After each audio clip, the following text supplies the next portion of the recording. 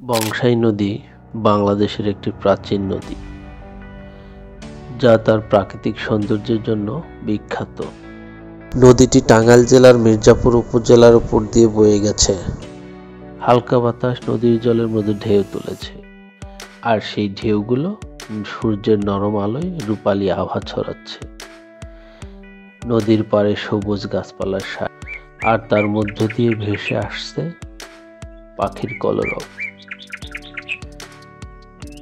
আকাশে সাদা মেঘের ভেলা ধীরে ধীরে ভেসে যাচ্ছে। এই বিকেলটা যেন এক নিঃশব্দ কবিতা, যা বয়ে চলেছে বংশাই নদীর ধারা ধরে।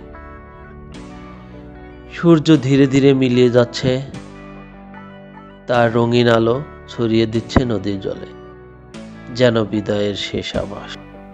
শরতের বিকালের শেষ প্রহর, বংশাই নদীর পাড়ে নেমে এসেছে এক মৃদু প্রশান্তি। সূর্য তার শেষ সোনালি আভা ছড়িয়ে ধীরে ধীরে অস্ত যাচ্ছে।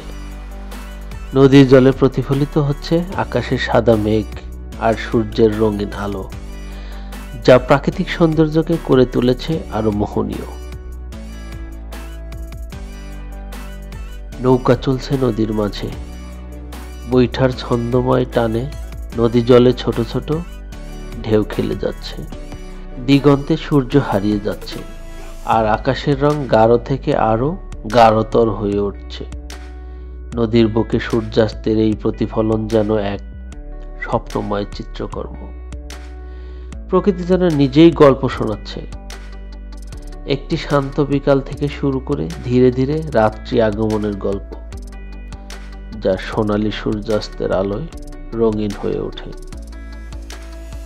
নদীর জলে আকাশের প্রতিফলন যেন আরেকটি পৃথিবী তৈরি করে। নৌকায় করে স্থানীয় মানুষেরা ঘরে ফিরছে। প্রকৃতি বদলায়, সময় বদলায়। এই ক্ষণস্থায়ী বিকেল যেন আমাদের মনে করিয়ে দেয় সবকিছুই ক্ষণিকের জন্য।